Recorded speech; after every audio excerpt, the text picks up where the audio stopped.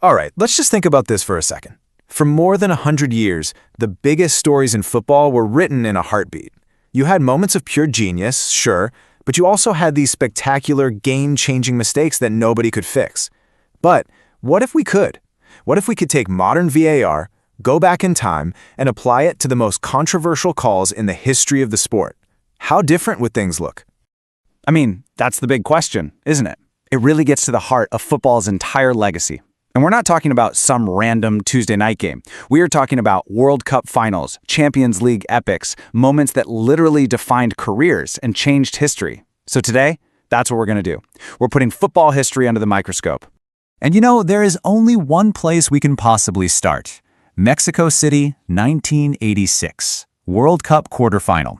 Now, to the referee watching it happen in real time, it's just a chaotic leap. Diego Maradona goes up against England's giant keeper Peter Shilton, and the ball's in the net.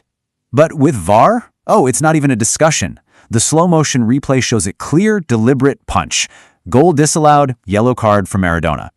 Just like that, the most infamous goal in the history of football is completely erased. And that one single moment kicks off our first category of what-ifs, the crimes of the hand. You know, these are the times when an illegal touch didn't just bend the rules, it completely shattered the dreams of entire countries. And look, you don't even have to take my word for it. Years later, Maradona himself came right out and admitted it. The man behind the hand of God knew that in today's game, there'd be absolutely nowhere to hide. Technology would have caught him. End of story, case closed. So let's really think about what happens next. If that first goal gets chalked off, the whole feel of the match, the psychology of it, it completely changes. Maradona's second goal, the goal of the century. That piece of magic now happens in a 0-0 game, not when Argentina is defending a dodgy lead. So when Gary Lineker scores for England later on, it's not just a consolation goal. No, it's the equalizer. It's 1-1. And suddenly we're heading for extra time, and Argentina's entire journey to winning that World Cup is in serious jeopardy. And listen, Maradona was far from the only one who got away with it. Remember Thierry Henry's double handball in 2009? It straight up robbed Ireland of a spot in the World Cup. Or how about Luis Suarez's cynical goal line punch that denied Ghana a historic place in a World Cup semifinal? Torsten Frings did it to the USA in 2002. Raul did it for Real Madrid back in 2001. You see the pattern here? These weren't just little mistakes. They were massive injustices, the exact kind of thing VAR was invented to prevent. But it wasn't just illegal touches that twisted football history. Sometimes it was what the referee couldn't see that made all the difference. This brings us to what I like to call the phantom goal epidemic. For decades, the biggest question in football was often the simplest. Did the whole ball cross the whole line? Now this is where it gets really wild. This slide shows this just brutal, perfect symmetry for England. Okay, 1966 World Cup final. Jeff Hirsch's shot hits the bar, bounces down, and it's given as a goal. Modern tech suggests it never fully crossed the line, but it helped England win their only World Cup. Now fast forward 44 years. Frank Lampard smashes a shot, it hits the bar, and lands a full yard over the line, and it's not given. A phantom goal gives you a World Cup, and a phantom non-goal takes one away. You can't make this stuff up. And you know what? That Frank Lampard non-goal in 2010, that was it. That was the breaking point. It was so obviously, undeniably wrong to the millions of people watching at home that FIFA's long-standing argument against technology just fell apart. It is, without a doubt, the single biggest reason we have goal line technology and eventually VAR in the game today. But VAR isn't just about where the ball is. It's also about protecting the players. So for our next section, we're going to look at moments of just outright violence that somehow, unbelievably, went completely unpunished on the field. So let's set the scene. It's Spain, 1982. World Cup semifinal, France against West Germany. The French midfielder Patrick Battiston is through on goal, 1-on-1. The German goalkeeper, Harald Schumacher, comes flying out to meet him.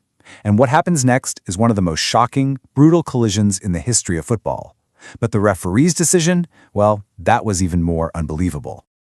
Okay, let's just walk through this horror show.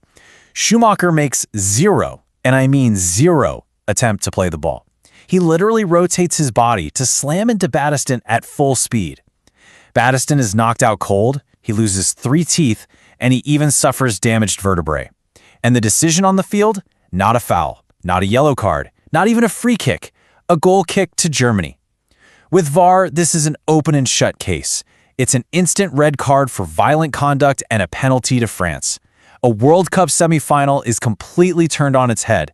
Sometimes, though, it wasn't just one single bad call. No, sometimes an entire match just completely went off the rails. These were games that were defined by a total collapse of officiating, a storm of errors that left everyone watching wondering if they'd just seen a football match or a crime scene. And there is no tournament more infamous for this kind of thing than the 2002 World Cup.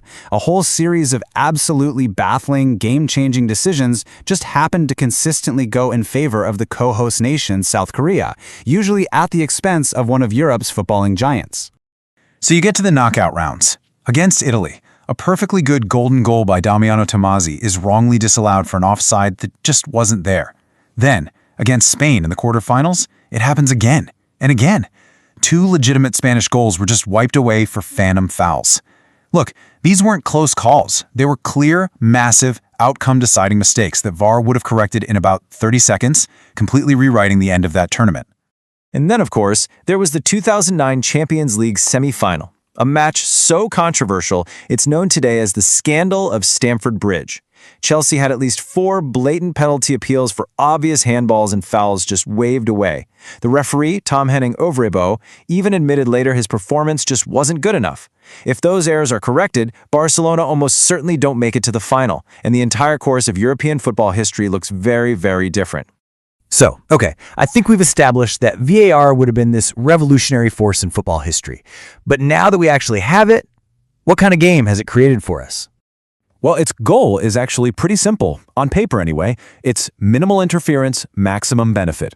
The idea is that VAR is only supposed to step in to correct clear and obvious errors involving goals, penalties, red cards, and mistaken identity. In theory, it's just a safety net. It's not supposed to be the main character. But the reality has been, well, a lot messier. Just look at 2023. Liverpool's Luis Diaz scores a perfectly good goal against Tottenham. The ref on the field gets it wrong, but hey, that's what VAR is for, right?